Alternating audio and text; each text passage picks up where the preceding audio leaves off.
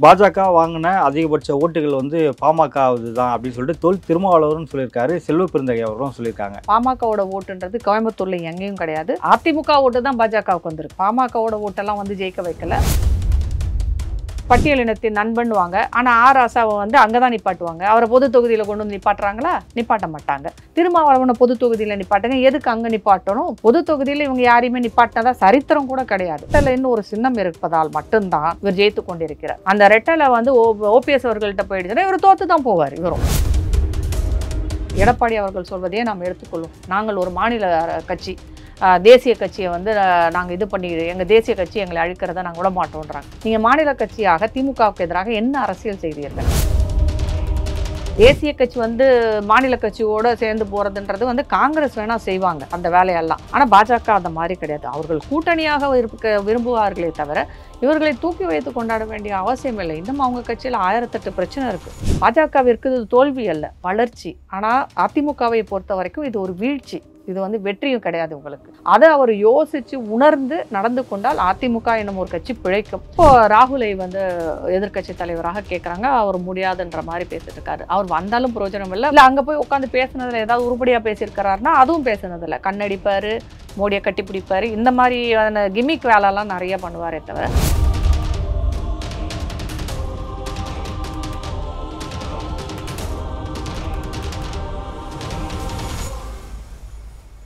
Real one voice நேயர்களுக்கு வணக்கம். இன்றைய நேயர்களுக்காக நம்முடன் நினைக்கிறார் அரசியல் விமர்சகர் திருமதி ராதா தேவர் அவர்கள். வணக்கம் மேடம். வணக்கம். பாஜக வாங்கின அதிகபட்ச ஓட்டுகள் வந்து பாமகவுது தான் அப்படின்னு சொல்லிட்டு தொல் திருமாவளவரும் சொல்லியிருக்காரு. செல்வ பெருந்தகை அவர்களும் சொல்லியிருக்காங்க.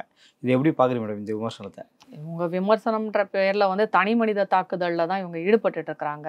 இப்போ காங்கிரஸ் வந்து அவங்க ஓட்டு வங்கி சரிஞ்சிருக்குன்றதை முதல்ல புரிஞ்சுக்கிறாங்களா இல்லையானே தெரியலை.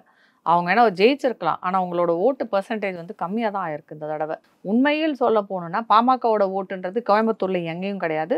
அவங்களோடது இங்கே நார்த்தில் வந்து 2-3 இடத்துல வேணால் இருக்குமே தவிர சவுத்துலேயோ இல்லை மற்ற திருநெல்வேலியில் இருக்கிறா, இல்லை மதுரையில் இருக்கிறா, மதுரையில் 2வது இடத்துல வந்துருக்குறாங்க, கோயம்புத்தூரில் வந்திருக்காங்க. கிட்டத்தட்ட 7 இடங்களில் வந்து 2வது இடத்துல வந்து பாஜக வந்திருக்கு. இங்கெல்லாம் எல்லா இடத்துலையும் பாமக இருக்கிறாங்களா? பாமகவோட ஓட்டுன்றது பெரிய விஷயம்லாம் கிடையாது. அவங்களோட வன்னியர்கள் ஓட்டு தான் விழுந்திருக்கு, இல்லை பாமக கட்சியினர் ஓட்டு விழுந்திருக்குன்றது இவங்க சப்பக்கட்டு கட்டிட்டு இருக்கிறாங்க. இவங்க உண்மையில் சொன்ன போனால் வந்து போன தடவையை விட இந்த தடவை நல்லாவே வந்து பெர்ஃபார்ம் பண்ணியிருக்காங்க. ஜெயிக்காமல் வேணால் போயிருந்துருக்கலாம் பல காரணங்களுக்கு. மொத்தமாக என்டிஏ கூட்டணின்றது 18%. இதில் வந்து 11% தனியாகவே 11.5 வந்து தனியாகவே வந்து பாஜக வாங்கியிருக்கு. அது போக வந்து ஓட்டு சதவீதம் அதிகரித்து தான் இருக்கிறது. இதில் வந்து மாற்று கருத்தே கிடையவே கிடையாது. இதில் திமுக இந்த தடவை ஜெயிச்சிருக்கலாம் எல்லா இடத்துலையும், ஆனால் குறைந்த ஓட்டு வித்தியாசத்தில் நிறைய இடத்துல ஜெயிச்சிருக்கிறாங்க அவங்க. இன்னொரு விஷயம் நீங்கள் பார்த்தீங்கன்னா, போன தடவை வந்து அதிமுக கூட்டணியோடு இருந்தாங்க. இந்த தடவை அதிமுக கூட்டணி இல்லாமலே வந்து ஓட்டு வந்து சதவீதம் அதிகரித்துள்ளது. அதை நம்ம கண்டிப்பாக பார்க்கணும் இல்லையா? அந்த கூட்டணியோடு சேர்ந்து 5% வாங்கியிருந்தவங்களுக்கும் இன்றைக்கி கூட்டணி இல்லாமல் 11.5% வாங்குறதுக்கும் பெரிய டிஃப்ரென்ஸ் இருக்குது. இந்த வளர்ச்சியை தான் நாம் பார்க்குறோம். இது தவிர வந்து ஏன் வந்து இவங்களால் ஜெயிக்க முடியும்னா அப்படி தான் இருக்க முடியும். ஏன்னா அண்ணாமலை அவர்கள் வந்து 2 வருஷம் தான் ஆகுது. 2 வருடமாக அவர் வேலை பார்த்து கொண்டிருக்கிறார். அதுக்கு முன்னாடி இருந்ததுன்னா பழைய தலைவர்கள் இருந்தாங்க. இப்போ அவர் வந்ததுக்கப்புறம் ஒரு 11.5% வருதுன்றது நான் பெரிய வேலையாகத்தான் பார்க்கிறேன். அதனால் இவங்க 2 பேரும் சொல்கிறது சும்மா சப்பக்கட்டுக்கு பேசுகிறாங்க. எனக்கு ஒரு சந்தேகம் என்னென்னா, இது எல்லாரும் இந்த புள்ளி கூட்டணியில் இருக்கிறவங்க, திருமாவளவனாக இருக்கட்டும், இவர் காங்கிரஸாக இருக்கட்டும், இல்லை இப்போ இந்த அதிமுகவில் இருக்க சில பேராக இருக்கட்டும், எல்லாருமே கூட்டணி சேர்ந்து கொண்டு ஒற்றை மனிதரை எதிர்கொண்டு இருக்கிறார்கள். ஏன்னா அவங்களோட ஓட்டு இது போயிடுமோன்ட்டு. இதை வந்து விஜயகாந்த் அவர்கள் வந்து நிற்கும் போது நான் பார்த்துருக்கேன். ஏன்னா விஜயகாந்த் அவர்கள் எதிர்கட்சியாகவே வந்து வந்தார். அந்த சமயத்தில் இவங்க எல்லாரும் என்ன பண்ணாங்கன்னா, திமுக, அதிமுக, காங்கிரஸ் எல்லாரும் சேர்ந்துட்டு அவரை ஊடகங்களின் கையோடு என்ன சொன்னாங்கன்னா, அவரை எந்த அளவுக்கு கேவலமாக பேச முடியுமோ, அவர் வாங்கின ஓட்டு சரியில்லை, அது இல்லை, இது இல்லைன்னு அவரை பிரச்சனை பண்ணி கடைசியில் குடிகாரன்ற மாதிரி பேசி கடைசியில் அவர் ஒன்றுமே இல்லாமல் இன்றைக்கு அழித்து விட்டார்கள். அது நடந்தது. இப்போ அதே மாதிரியான ஒரு யுக்தியை தான் அவங்க வந்து இப்போ பாஜகவிடம் வந்து அண்ணாமலையிடம் வந்து கொண்டு வராங்க. ஆனால் என்னென்னா, அண்ணாமலை அவர்கள் வந்து இதுக்கு வந்து பலியாகிறதுக்கு வாய்ப்பே இல்லை. ஏன்னா அவர் தனி கட்சி, அது மாநில கட்சி. இது வந்து அப்படி கிடையாது. இது ஒரு தேசிய கட்சி. அண்ணாமலையின் பின்னால் பெரிய சக்திகள் உண்டு. அவரை வந்து அவ்வளோ எளிதாக வந்து விடமாட்டாங்க. அதனால் இவங்க பேசுகிறதெல்லாம் நம்ம ஒரு பொருட்டாகவே எடுத்துக்க முடியாது. இவர்களுடைய திட்டம் என்பது பலிக்காது. இப்போ எடப்பாடி அவர்கள் என்ன சொல்றாருன்னா, அண்ணாமலை போன்றவர்கள் இருக்கும் வரை பாஜக தனிப்பெரும்பான்மை கிடைக்காது. 2026ல கூட திமுக, பாஜக கூட்டணி இல்லைன்னு சொல்லிட்டு ஒரு ஏற்கனவே சொன்ன ஒரு வீடியோ போட்டு காமிச்சு ரிப்பீட் பண்றேன் அப்படின்ற மாதிரி சொல்லிட்டு போயிருக்காரு. கூட்டணி வைப்பதும் வைக்காததும் அவருடைய இஷ்டம். அது வந்து எடப்பாடி அவர்கள் முடிவு செய்து கொள்ளட்டும். அவரே என்ன வேணாலும் முடிவு பண்ணிக்கலாம். ஆனா அண்ணாமலை வந்து தலைவராக இருக்கக்கூடாது என்று சொல்வதற்கு இவருக்கு என்ன உரிமை இருக்கிறது? அது அந்த கட்சி தான் முடிவு பண்ணணும். எப்படி எடப்பாடி வந்து இப்ப தலைவரா இருக்கிறதுல விஷயத்துல வந்து அவங்க தலையிட முடியாதோ, அதே மாதிரி இவரும் தலையிட முடியாது. இன்னொரு விஷயத்த எடப்பாடி அவர்கள் மறந்துடுறாங்க அவரு. ஏன்னா முன்னாடி ஜெயலலிதா அம்மையார் வந்து அவருக்கு பிரச்சனை வரும்போது அவர் முதலாக கொண்டு வந்தது வந்து ஓபிஎஸ் அவர்களே தான். பன்னீர்செல்வத்தை தான் முதலமைச்சராக ஆக்குனாங்க. 2வது முறையும் அவரைத்தான் ஆக்குனாங்க. 3வது முறையும் அவரைத்தான் ஆக்குனாங்க. ஆனா அங்க சசிகலா அவருக்கும் இவருக்கும் பிரச்சனை வந்து அது பெரிதாக வெடிக்கும் போதுதான் இபிஎஸ் அவர்களை கொண்டு வர்றாங்க. இதுதான் உண்மை. இபிஎஸ் வந்து முதலமைச்சராக காமிச்சு யாருமே இங்க வந்து அதிமுக ஜெயிக்கல. அப்படி அவர்கள் இல்லாத பட்சத்தில் இபிஎஸ்ஸின் முகத்தை பார்த்து ஓட்டு போட்டிருக்காங்களா ஜனங்க, இவர் தான் முதலமைச்சர், நமக்கு அவருக்கு நம்ம ஓட்டு போடுவோம் அப்படின்னு சொல்லி போட்டாங்கன்னா, போன எலெக்ஷன்லையும் சரி, அசம்பிளி எலெக்ஷன்லையும் சரி, அவங்க வாங்கின ஓட்டு சதவீதம் கம்மியாகத்தான் இருந்தது. 2014 விட 2019 கம்மியாக தான் வாங்கியிருக்காங்க. சீட்டும் கம்மி தான், தோற்று தான் போனாங்க. டிஎம்கே ஜெயிச்சிருச்சு.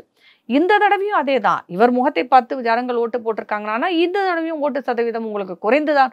இன்னும் சொல்லப்போனால் 3வது இடத்துக்கு நீங்கள் போயிருக்கிறீங்க. இதுதான் உண்மை. அப்ப எடப்பாடி அவர்களே ஒரு முதலமைச்சராக மக்கள் ஏற்றுக்கொண்டார்களா என்ற ஒரு கேள்வி வருது இல்லையா இங்க? அந்த கேள்விக்கு அவர் பதில் சொல்லியே ஆகணும். அதை விட்டுட்டு இவர் வந்து அண்ணாமலை ஏத்துக்க மாட்டேன்னு சொல்றதெல்லாம் வந்து அது ஒரு வட்டார அரசியல் பண்ணி கொண்டிருக்கிறார் அவர். ஏன்னா அவரோட ஏரியாவில் அங்க இருக்கிறது அவருடைய இன மக்கள் வந்து அவரை மட்டும்தான் தலைவராக வச்சிருக்கணுன்ற மாதிரி ஒரு இதுக்கு போயிட்டு இருக்காரு.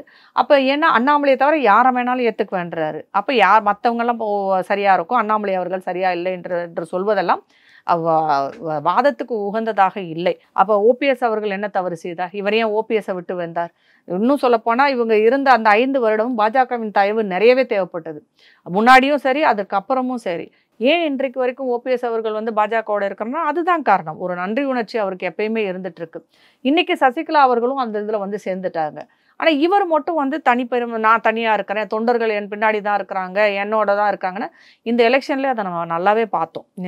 இவர் சொன்ன மாதிரிலாம் இல்லை. தொண்டர்கள் வந்து ஒரு குழப்பத்திற்கு போயிட்டாங்க. இது என்ன கட்சி? இவர்கிட்ட ரெட்டலைன்னு ஒரு சின்னம் இருப்பதால் மட்டும்தான் இவர் ஜெயித்து கொண்டிருக்கிறார்.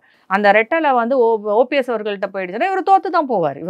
இவருக்கு இப்ப கிடைச்சது கூட கிடைக்காது. அந்த சின்னத்தை நம்பிதான் மக்கள் ஓட்டு போட்டு கொண்டிருக்கிறார்களே தவிர எடப்பாடி என்னும் மனிதரை நம்பி எல்லாம் ஓட்டெல்லாம் போடலை. இப்போ ஜெயக்குமார் அவர்களா இருக்கட்டும், மற்றவங்களா இருக்கட்டும், கண்ணா பின்னான்னு பேசுறது, பொது வெளியில சொல்றது.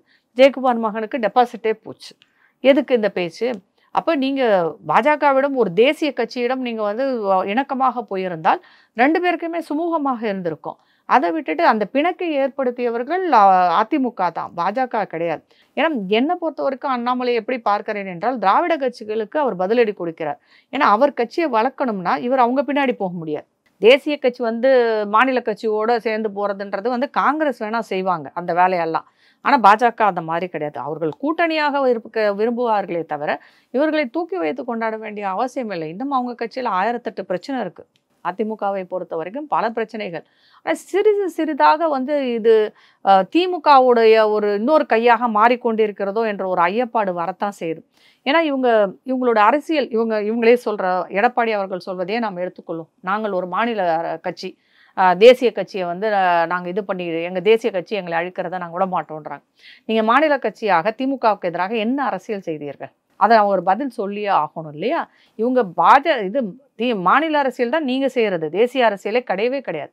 நீங்கள் திமுகவுக்கு எதிராக அரசியல் செய்யாமல் எதுக்கு பாஜகவுக்கு எதிராக அரசியல் செஞ்சுட்டு இருக்கிறீங்க? இப்போ என்ன ஆயிடுச்சுன்னா, உங்களுக்கு மாநிலத்திலும் மதிப்பில்லை, மத்தியிலும் மதிப்பில்லை. அந்த லெவலுக்கு இந்த கட்சியை கொண்டு வந்து விட்டது யார் என்பதை அவர்கள் தான் யோசிக்க வேண்டும். இவ்வளோ மோசமான ஒரு தோல்வியை பாஜகவிற்கு இது தோல்வி அல்ல, வளர்ச்சி. ஆனால் அதிமுகவை பொறுத்த வரைக்கும் இது ஒரு வீழ்ச்சி. இது வந்து வெற்றியும் கிடையாது உங்களுக்கு. அதை அவர் யோசித்து உணர்ந்து நடந்து கொண்டால் அதிமுக என்னும் ஒரு கட்சி பிழைக்கும். இல்லாட்டி அது அழிவு பாதையை நோக்கி தான் சென்று கொண்டிருக்கிறது. ஆனால் எடப்பாடி சொல்வது என்னமோ இந்த தேர்தலில் தோத்து போனால் கூட கடந்த தேர்தலை விட 1% வாக்குகள் அதிமுகவுக்கு அதிகமாக வாங்கியிருக்கு. திமுகவுக்கு 0.65% வாக்குகள் கீழே தான் இருக்குது. திமுகவுக்கு வாக்கு சதவீதம் உயர்ந்திருக்கும் அப்படின்னு சொல்லியிருக்காரு. அப்புறம் எங்களுக்கு கைகூடாதுன்னா பிரச்சாரம் தான் எங்களுக்கு கைகூடலை. பாஜகவுக்கு 8 முறை மோடி வந்திருக்காரு, அமித்ஷா இங்கே வந்து போயிருக்காங்க, அதெல்லாம் தான் அவங்களுக்கு கொஞ்சம் இது பண்ணியிருக்காங்க அப்படின்ற மாதிரிலாம் சொல்லியிருக்காரு. இது எப்படி பார்க்குறீங்க? நீங்கள் மாநில கட்சின்றது நீங்களே ஒத்துக்கிறீங்க. அப்போ பிரச்சாரம் உங்கள் கட்சிக்காரவங்க தான் செய்தாக வேண்டும். 2014 ஒப்பிடும்பொழுது நான் அதை தான் திருப்பி சொல்கிறேன். எடப்பாடி அவர்கள் வந்த பிறகு வீழ்ச்சி தானே. 2014 உங்கள் வாக்கு சதவீதம் எவ்வளோ? 40% இருந்தாங்க. 2019 அப்படியே விழுந்துருது. 19 19 தான் வந்தது, 18 19. இப்போ 20 1% கூடி இருக்கு. அவ்வளோதான் நம்ம சொல்ல முடியும். வேணும்னா நம்ம என்ன சொல்லலாம், தேமுதிகவால் கூடிச்சுன்னு சொல்லிக்கலாம். இப்போ இவங்க பாமகவை சொல்கிற மாதிரி இவர்களுக்கு வந்து தேமுதிகவோட கட்சி அவர்களுடைய கட்சியினரின் ஓட்டு வேணால் இவங்களுக்கு வந்து சேர்ந்துருக்கும். அதுதான் வந்து நான் பார்க்க முடியும் இங்கே. ஆனால் திமுக வந்து வீழ்ச்சி தான், இல்லைன்னு சொல்லவே இல்லை. அவர்கள் வருடம் 2014 19 இப்போ 24லையும் பார்த்தீங்கன்னா அவங்க வாக்கு சதவீதம் குறைந்து கொண்டே தான் போகிறது. 21 சீட்டு தானே அவங்க போட்டி போட்டாங்க. அப்போ வாக்கு சதவீதம் குறைந்து கொண்டே தான் போகிறது. மிச்சமெல்லாம் அவங்களோட கூட்டணி கட்சிகள் தான். அதனால் அவங்க அந்த எண்ணிக்கை குறைவதனால அவங்களோட வாக்கு சதவீதமும் குறைந்து கொண்டே தான் போகிறது. இந்த பிரச்சாரத்தை பற்றி சொல்லும்போது அப்போ நீங்கள் மட்டும்தான் பிரச்சாரம் பண்ணுறதுக்கு அங்கே இருக்கிறீங்களா? அப்போ இந்த ரொம்ப வாய் பேசிட்டு இருக்கிறாங்க இல்லையா, அவங்க கட்சியில் இருக்கிற இவர் ஜெயக்குமாராக இருக்கட்டும், இந்த மதுரையில் இருக்காரு ஒருத்தர் செல்லூர் ராஜுவாக இருக்கட்டும், இல்லை வேலுமணியாக இருக்கட்டும், அவங்க கட்சியில் ஏகப்பட்ட பேர் இருக்கிறாங்கல்ல. அப்போ இவங்கெல்லாம் பிரச்சாரம் பண்ண தெரியாதவங்களா? ஒரு காலத்தில் வந்து இந்த கட்சி வந்து அப்போ இது ஒற்றை தலைமையை நம்பித்தான் இந்த கட்சி இருந்ததா? ஒற்றை தலைமை தான் பிரச்சாரம் பண்ணிட்டு இருந்தாங்களா? அப்போ ஜெயலலிதாவுக்கு அப்புறம் யாருமே இல்லைன்றதை இவரே ஒத்துக்கிற மாதிரி இருக்கு. இப்போ ஒன்றுமே இல்லை. இதில் வந்து சின்ன விஷயம் தான் நான் சொல்ல விரும்புகிறேன். நாம் தமிழர் கட்சியை எடுத்துக்குவோம். அவர் சீமான் மட்டும்தான் இருக்கார், மற்றவங்க எல்லாம் சின்ன சின்ன பசங்க தான்.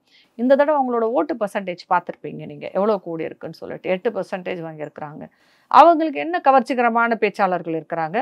ஒவ்வொருத்தரையும் அவங்க வந்து பேச விட்டுருக்காங்க இல்லையா, அவங்க பேச்சாளர்களை வளர்த்து விட்டு இருக்கிறார்கள். நீங்கள் வந்து என்ன பண்ணீங்க? அந்த மாதிரி ஏதாவது பண்ணியிருக்கிறீங்களா? இவங்க எதுவுமே பண்ணலை. உண்மையை சொல்லப்போனால் பாமகவோட ஓட்டில் அதிமுக ஓட்டு தான் பாஜகவுக்கு வந்திருக்கு. பாமகவோட ஓட்டெல்லாம் வந்து ஜெயிக்க வைக்கல. 2வது இடத்தில் இன்றைக்கு பாஜக வந்திருக்கு என்றால் அதற்கு முழுசாக நம்ம வந்து சொல்லக்கூடிய காரணம் அதிமுகவின் ஓட்டு பாஜகவுக்கு போயிருக்கு. அதிமுகவின் மேல் நம்பிக்கை இழந்தவர்கள், அது இது சரிப்பட்டு வராதுன்னு நினச்சவங்க எல்லாம் பாஜகவுக்கு தூக்கி வாக்கு போட்டிருக்காங்க. அதனால தான் இவர்களுடைய வாக்கு சதவீதம் அதிகமாக இருக்குது. போன முறை 2 பேரும் ஒன்றா இருந்தப்ப இந்த வாக்கு வரவே இல்லை நமக்கு. அதாவது பாஜகவிற்கு இந்த வாக்கு சதவீதம் வரவில்லை. ஏன்னா அப்போ வந்து அதிமுக மேல் வச்ச குற்றச்சாட்டு என்னன்னா, பாஜக அவங்க வேலையே பார்க்கல, எங்களுக்கு பல இடங்களில் வந்து இவங்க எங்களை சும்மாவே விட்டுட்டாங்க, எங்களுக்காக வந்து பிரச்சாரம் பண்ணலை அப்படின்னு பாஜக குற்றச்சாட்டை வைத்தார்கள் 2019. இப்போ வந்து அதனால தான் வந்து இந்த பிளவு வந்தது, பிரிவு வந்தது, எல்லாம் வந்தது. இப்போ அவங்க தனியாக நிற்கிறாங்க. நீங்கள் மோடி அவர்கள் வர்றாரு, அமித்ஷா வந்தால் மோடி அமித்ஷாவை பார்த்து இங்கே வந்து ஓட்டு போடுறாங்கன்னு சொல்கிறதே வேடிக்கையாக இருக்குது. அவர்கள் பிரச்சாரத்திற்கு வந்தார்கள். ஆமாம், அவர்கள் பெரிய ஆளுமைகள் தான். அவர்கள் வந்து பேசுகிறாங்க, மக்கள் அதை கேட்டார்கள். ஆனால் இறுதியில் அவர்கள் வாக்கு போடுவது அண்ணாமலை என்ற மனிதருக்காகவும் பாஜக என்ற ஒரு கட்சிக்காகவும் தான் ஓட்டு போட்டார்களே தவிர இவங்க சொல்கிற மாதிரியெல்லாம் கிடையாது. அதனால் இங்கே எல்லாருக்கும் ஹிந்தி தெரிஞ்சிருந்தால் பரவாயில்ல, நிறைய பேருக்கு ஹிந்தி தெரியாது, ஹிந்தி தெரிய விடாமல் பண்ணிட்டாங்க. அப்புறம் மோடி பேசுறது, அமித்ஷா பேசுனது எப்படி சாதாரண ஜனங்கள் புரிந்து கொள்வார்கள்? இங்கே தமிழில் பேசுகிறவங்களை கேட்டு தான் அவங்க ஓட்டு போட்டிருக்காங்க. ஆனால் இங்கே ஒரு பெரிய மாற்றம், வெற்றிடம் உண்டு, அது கண்டிப்பாக தெரிகிறது. அந்த வெற்றிடத்தை நிரப்புவது அண்ணாமலையாக இருக்கும் என்பது எல்லோருடைய நம்பிக்கை. இன்றைக்கு 11%, நீ 2026 அது இது மாதிரி 2 மடங்காக வர்றதுக்கான வாய்ப்புகள் அதிகமாக இருக்குது. அதற்குள் இவர்கள் கட்சியை சரி செய்து கொண்டால் அவர்கள் பிழைத்தார்கள். இப்போ பாஜக கூட்டணியில் பாமக வந்து தருமபுரியில் ஒரு நெக் ஃபைட்டை கொடுத்தாங்க. அதே மாதிரி அதிமுகவில் விருதுநகரில் விஜய் பிரபாகரன் ஒரு டஃப் ஃபைட்டாக ஒரு 4000 ஓட்டுகள் நல்ல ஒரு நெக் மூவ்மெண்ட் கொடுத்தாங்க. ஆனால் இந்த 40 தொகுதியில் எங்கேயுமே பார்த்தீங்கன்னா அதிமுக வந்து எங்கேயுமே அந்த ஃபைட்டை கொடுக்க முடியல. அதிமுகவால் என்ன காரணம் பார்க்குறீங்க? வேட்பாளர்கள், அவங்க செலக்ட் பண்ண வேட்பாளர்கள் தான், அவங்க யாரெல்லாம் வேட்பாளர்களாக எடுத்தார்கள், அங்கே அவங்களுடைய கள வேலை என்ன இருந்தது, இந்த மாதிரி தோற்றுருக்காங்கனாலே அங்கே கள வேலை சரியாக நடக்கவில்லை என்றது தான் அர்த்தம். இவங்க அதிமுக, அது ஏற்கனவே நான் சொன்னதான், இவர்கள் திமுகவுக்கு எதிராக அரசியலே செய்யலை. அதிமுக இருந்தப்போ திமுக சரியாக அரசியல் செய்தது. இவங்க செய்த ஒவ்வொன்றையும் அரசியலாக்கினாங்க. மக்களிடம் வந்து அதை கொடுக்குறோம் இதை கொடுக்குறோன்னு பெரிய பிரச்சாரம் பண்ணாங்க. நாங்கள் என்னது இலவசங்களை அள்ளி தெளித்தார்கள். அதை நம்பி தான் மக்கள் ஓட்டு போட்டாங்க. நீங்கள் என்ன செஞ்சீங்க? நீங்கள் எதெல்லாம் பிரச்சனையாக எடுத்து வந்து மக்களுக்காக போராடினீங்க? ஒன்றுமே செய்யலையே. இல்லை, அது கூட விட்டுடுங்க, எத்தனை பேர் ஜெயிலுக்கு போனாங்க. ஆனால் பாஜகவில் அத்தனை பேர் ஜெயிலுக்கு போனாங்க. திமுகவுக்கு எதிராக சமூக ஊடகங்களில் பேசியவர்களும் சரி, எழுதியவர்களும் சரி, இல்லை சாதாரணமாக போராட்டம் நடத்தும் போதும் அதிகமாக கைதானவர்கள், அதிகமாக வழக்குகளை சந்தித்தவர்கள் பாஜக காரங்க தான். அதிமுகவில் எத்தனை பேர் செஞ்சுருக்கீங்க? இங்கே தான் நமக்கு சந்தேகமே வருது. இது 2 பேரும் சேர்ந்து ஏதோ கூட்டு வச்சுக்கிட்டு பேசுகிற மாதிரி இருக்கு. அதனால் அது அதிமுக வந்து பாஜகவை விட்டு மறந்துட்டு திமுகவை எதிர்த்து அரசியல் செய்தால் ஒழிய அவர்களுக்கு இங்கே வந்து எதிர்காலம் என்பது தமிழ்நாட்டில் கிடையவே கிடையாது. ஆனால் இவங்க பின்பக்கமாக ஏதாவது கூட்டம் வச்சுக்கிட்டு அவங்க ஒன்றா சேர்ந்துக்கிட்டு பாஜகவை எதிர்த்துட்டு இருந்தாங்கன்னா அழிய போவது அதிமுகவை தான், திமுக கிடையாது. அது அவங்களுக்கு புரிய மாட்டேங்குது. இல்லை, உங்களை பொறுத்த வரைக்கும் அதிமுக இந்த எலெக்ஷனை பார்த்தீங்கன்னா அதிமுக ஜெயிக்கிறதுக்காக வேலை பார்த்ததை விட பாஜக தோல்வியடைய தான் அதிகமான வேலை பார்த்ததாங்க ஒரு குற்றச்சாட்டு இருக்குது. ஸோ நீங்கள் அதை எப்படி பார்க்குறீங்க?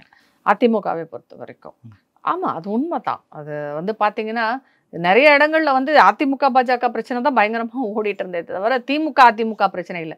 நீங்கள் நல்லா கவனிச்சிங்கன்னா திமுகவும் அதிமுகவும் சேர்ந்து எதிர்த்தது பாஜகவை.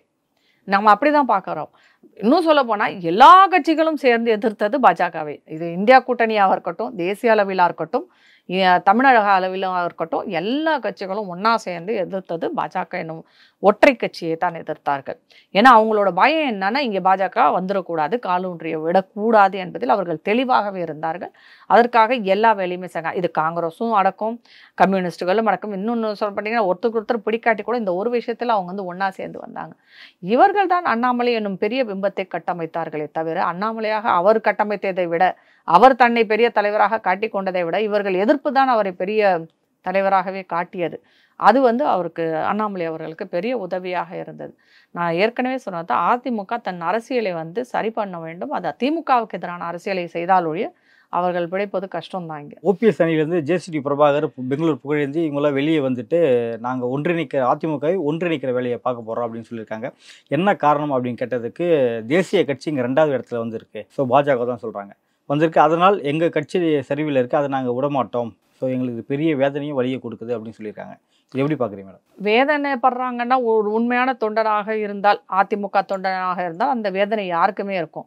இது வந்து இந்த கட்சி இன்றைக்குமே வந்து எம்ஜிஆர் அவர்களுக்கும் ஜெயலலிதா அவர்களுக்கும் நீங்கள் போய் பார்த்தீங்கன்னா நிறைய இடங்கள்ல அவர்களுக்கான அந்த பெயர் இருக்குது. அந்த இரட்டை இலைக்கான மதிப்பும் மரியாதையும் இன்றைக்குமே இருக்குது. அதில் எந்த மாற்று கருத்துமே இல்லை. இவங்க இன்றைக்கு வெளியே வந்தவங்க இதை முதலே செஞ்சுருக்கலாம். அதுதான் இப்போ திடீர்னு எலெக்ஷனில் நிற்கிற வரைக்கும் நீங்கள் ஒன்றும் பண்ணலை, சீட்டு வாங்குறீங்க, ராமநாதபுரத்தில் நிற்கிறீங்க, அங்கே போட்டி போடுறீங்க, தோல்வியை தழுவுகிறீர்கள், இப்போ வெளியில் வர்றீங்கன்றீங்க. இதை முதலே செஞ்சுருக்கலாமே. அந்த என்றைக்கு எடப்பாடி அவர்களுக்கும் இபிஎஸ் ஓபிஎஸ் 2 பேருக்கும் வந்து பிரச்சனை வரும்போது அன்றைக்கே நீங்கள் எல்லாரும் உட்காந்து பேசி 2 பேரையும் ஒன்றா இணைத்திருக்கலாமே, ஏன் பண்ணலை? அது அந்த அந்த அது சசிகலா அவர்கள் வெளியே வந்ததுக்கப்புறம் அவரை போய் பார்த்து நீங்கள் பேசி சரி பண்ணியிருக்கலாமே, இல்லை யாராவது ஒருத்தவங்களை கொண்டு வந்து எல்லாரையும் இணைச்சிருக்கலாமே. இதில் என்னன்னா இபிஎஸ் அவர்கள் பொறுப்பேற்கும் போதும் கூட பார்த்தீங்கன்னா தினகரன் வெளியே போகிறார், அவர் தனியாக வந்து ஒரு இதை ஆரம்பிச்சுக்கிறார். சசிகலா இதை எல்லாத்தையும் விட்டுட்டு அவங்க ஒரு தனியாக போயிட்டாங்க, ஓபிஎஸ் இந்த பக்கம் போயிட்டு தானே. இது ஒரு 2-3 நாளாக தானே உடஞ்சிருக்கு. அதுக்கப்புறம் வந்து அந்த இரட்டை இலைக்காக நடந்த போராட்டம் என்பதை நாம் எல்லாருமே பார்த்தோம். கடைசியில் வந்து அது இபிஎஸ் அவர்களுக்கு சென்று விட்டது. இன்றைக்கு அதுதான் வந்து அங்கீகரிக்கப்பட்ட அதிமுகவாக இருக்கிறது. இதெல்லாம் நடக்கும்போதே நீங்களாம் என்ன பண்ணிட்டு இருந்தீங்க? ஏன் எல்லாத்தையும் ஒன்றிணைத்திருக்கலாமே. இன்றைக்கு அவர்கள் இந்த மாதிரி பேசுகிறாங்கன்னா அதன் பின்னால் என்ன இருக்கிறது என்பதை நாம் யோசிக்க வேண்டியது இருக்கிறது. திடீர்னு இவங்க எல்லாரும் இப்படி பேசுகிறாங்கன்னா அதுக்கு பின்னாடி ஏதோ ஒன்று நடந்துட்டு இருக்குன்னு தான் அர்த்தம். ஆனால் அவர்கள் நல்லதாக யோசித்து கட்சியை ஒன்றா சேர்க்கணும்னு நினச்சி கொண்டு போனாங்கன்னா நல்லது. ஆனால் இவர்களின் நோக்கம் வந்து வெறும் பாஜகவை எதிர்ப்பது மட்டுமே குறிக்கோளாக வந்தது. இவங்க சொன்ன மாதிரி ஒரு தேசிய கட்சிங்க 2வது, அது தேவையில்லை. உங்கள் கட்சியை நீங்கள் ஒழுங்கு பண்ணுங்க, உங்கள் கட்சியை ஒன்றா சேருங்க, உங்கள் கட்சி தலைவர்களை ஒன்றாக சேருங்கள், இணையுங்கள், போட்டி போடுங்க. அதை விட்டுட்டு ஏன் தேசிய கட்சியை பற்றி நீங்கள் பேசணும்? அதுதான் அங்கே தான் சந்தேகம் வருது. தேசிய கட்சினா இப்போ காங்கிரஸ் கூட தான் தேசிய கட்சி, அதுவும் இங்கே இருக்குது. 10 சீட்டு ஜெயிச்சு தானே உட்காந்துருக்குறாங்க. இவங்க கூட வந்து ஓட்டு சதவீதம் மட்டும்தான், அவங்க 10 சீட்டு ஜெயிச்சிருக்கிறாங்க. ஏன் அது தேசிய கட்சி இல்லையா? கம்யூனிஸ்ட் என்ன 4 சீட்டு ஜெயிச்சிருக்காங்க. எனக்கே ஆச்சரியமாக இருந்தது. 2 கம்யூனிஸ்டும் சேர்ந்து 4 சீட்டு வச்சு ஜெயிச்சிருக்காங்க. அது தேசிய கட்சி இல்லையா? இதெல்லாமே தேசிய கட்சிகள் தானே இங்கே வந்து ஜெயிச்சிருக்காங்க. ஆனால் நீங்கள் தேசிய கட்சின்னு குறிப்பிட்டது வெறும் பாஜகவை மட்டுமே குறிப்பிட்டால் அது என்ன மாதிரியான உள்நோக்கம் உள்ளதாகத்தான் நான் நினைக்கிறேன். இதில் ஏதோ ஒரு உள்நோக்கம் இருக்குது. நீங்கள் தேசிய கட்சின்னு சொன்னாலே ஆளுங்கட்சியை பற்றி மட்டுமே பேசிக்கொண்டு இருக்கிறீர்கள். அப்போ காங்கிரஸ் இருக்கலாமா? காங்கிரஸ் இருந்தால் உங்களுக்கு ஓகேவா? அந்த தேசிய கட்சி சரியாக போயிடுமா? நீங்கள் 2ஐயும் சொல்லுங்கள். காங்கிரஸ் வந்துருச்சு, பாஜக வந்துருச்சுன்னா நான் ஒத்துக்கிறேன். கம்யூனிஸ்ட் வந்துருச்சு, எங்களுக்கு வேண்டாம், நாங்கள் மாநில கட்சி மட்டும்தான் வேணும் அப்படின்னா நம்மளும் ஏற்றுக்கலாம். ஆனால் இவர்கள் குறிப்பிடுவதெல்லாம் குறிப்பாக பாஜகவை சொல்வது தான் நமக்கு சந்தேகத்தை ஏற்படுத்துகிறது இங்கே. அதான் அதுக்கான காரணம் என்ன? திமுகவாக இருந்தாலும் சரி, அதிமுகவாக இருந்தாலும் சரி, இங்கே 2 பேருமே பார்த்தீங்கன்னா கட்சி ரீதியாக பாஜக தான் சொல்கிறாங்க, அண்ணாமலை அவர்களை தான் சொல்கிறாங்க. இதுக்கான காரணம் என்னவா இருக்கும்? எனக்கு ஒரு விஷயம் நல்லா புரியுது. இந்த 2 திராவிட கட்சிகளை பொறுத்த வரைக்கும் காங்கிரஸ் எல்லாம் உங்களுக்கு தேசிய கட்சியே கிடையாது. காங்கிரஸ் வந்து இவங்க மாநில கட்சி ஆக்கிட்டாங்க. பாஜக மட்டும்தான் இன்றைக்கு தேசிய கட்சி.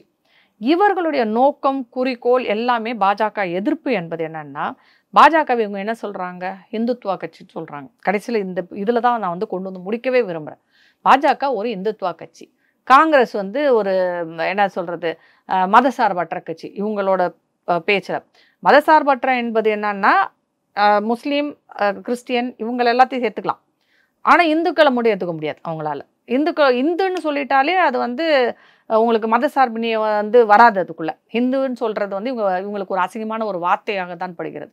ஆனால் பாஜக ஒரு மத சார்புள்ள கட்சி, இவங்கெல்லாம் மத சார்பற்ற கட்சி அப்படின்னு தங்களை தாங்களே பிரித்து கொண்டு தேசிய கட்சி அளவில் பாஜகவை எதிர்ப்பது காரணம் என்னவென்றால், பாஜக என்னும் கட்சி இந்துக்களுக்கு ஆதரவாக இருக்கிறது அப்படிங்கிற ஒரு விஷயத்துக்காக மட்டும்தான் இவங்க எதிர்க்கிறாங்களே தவிர, அப்படி இவங்க தேசிய கட்சி எதிர்ப்பதாக இருந்தால் காங்கிரஸையும் சேர்த்து எதிர்க்கணும். ஆனால் அவங்க அதை எதிர்க்க மாட்டேங்கிறாங்க, பாஜகவை மட்டும்தான் எதிர்க்கிறாங்க. அப்படின்னா இவங்களுடைய எதிர்ப்பு என்பது வெறும் கட்சிக்காக மட்டும் இல்லை, இந்துக்களை வந்து இவங்க ஏற்றுக்க முடியலை, இந்துத்துவாவை ஏற்றுக்க கொள்ள முடியவில்லை. ஏன்னா இவங்களுக்கு ஓட்டு போடுறது எல்லாமே வந்து சிறுபான்மையினர் தானே. அதனால் சிறுபான்மையினர் அணைப்பிலேயே நம்ம எப்பயுமே இருக்கணும்.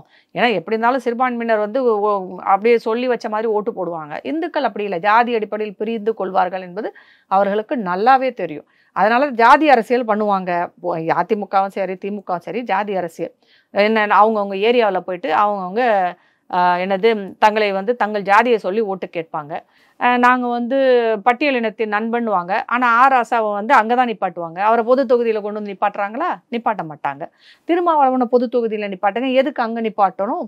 பொது தொகுதியில் இவங்க யாரையுமே நிப்பாட்டினதா சரித்திரம் கூட கிடையாது. ஏன் ஒரு பட்டியலினத்தவருக்கு வந்து எத்தனை பட்டியலின மந்திரி இருக்கிறாங்க இவங்க கட்சியில்? அதெல்லாம் எதுவுமே தரமாட்டாங்க. ஆனால் ஓட்டு வங்கியாக அவங்கள வச்சுருப்பாங்க. அந்த ஓட்டு வங்கியாக அவங்க வந்து சிறுபான்மையினரை மட்டும்தான் வச்சுக்க முடியும், பெரும்பான்மையினரை செய்ய முடியாது. ஏன்னா பெரும்பான்மையினர் பிரிஞ்சு தான் ஓட்டு போடுவாங்க, இவங்களுக்கும் சேர்த்தே ஓட்டு போடுவாங்க. இவங்களின் ஒற்றை நோக்கம் பாஜக எதிர்ப்பு. அதன் மூலம் இந்துக்கள் ஒன்றிணைவதை எதிர்ப்பது தான்.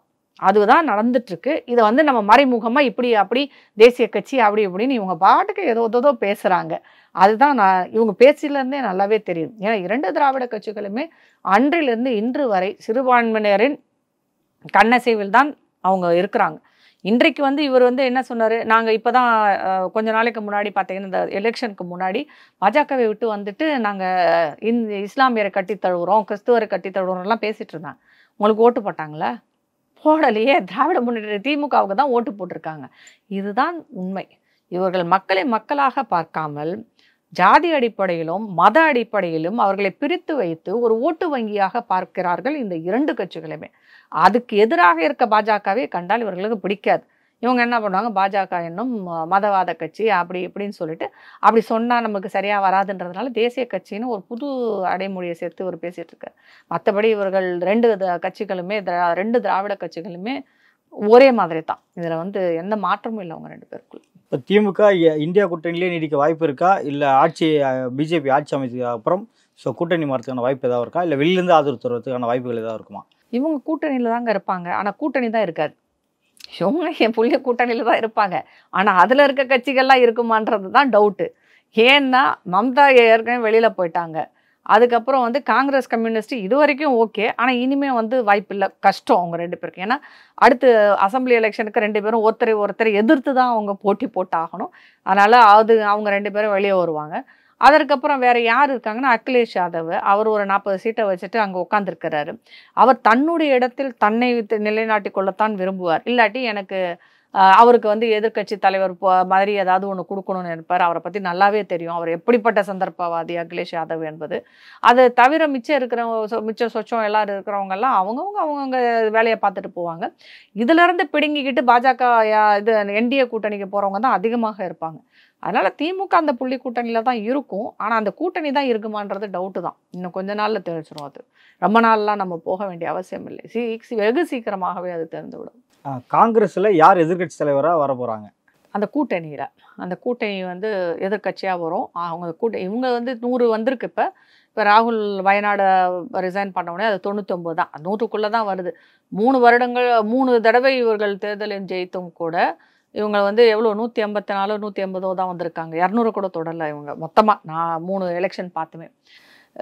இப்போ ராகுலை வந்து எதிர்க்கட்சி தலைவராக கேட்குறாங்க. அவர் முடியாதுன்ற மாதிரி பேசிட்டு இருக்காரு. அவர் வந்தாலும் பிரயோஜனம் இல்லை, வராட்டியும் ரெண்டுமே நட்டம் இல்லை நாட்டுக்கு. ஏன்னு கேட்டிங்கன்னா, பாராளுமன்றத்தில் பொறுத்த வரைக்கும் அட்டண்டன்ஸ் இருக்கும். அதில் வருகை பதிவேடில் வந்து பார்த்தீங்கன்னா ஒரு ஆவரேஜாக பார்த்தீங்கன்னா 73% எல்லா எம்பிக்களுமே வராங்க. 73% இருக்கு ஆவரேஜ்.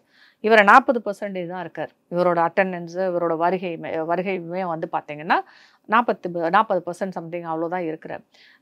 இவரால் வந்து அங்கே பாராளுமன்றத்தில் வந்து பெருசாக வந்து இவர் கேள்வி நேரங்களே பல நேரம் வருவதில்லை, பல நேரம் வெளிநடப்பில் இருப்பார், பல நேரம் வெளிநாட்டில் இருப்பார்.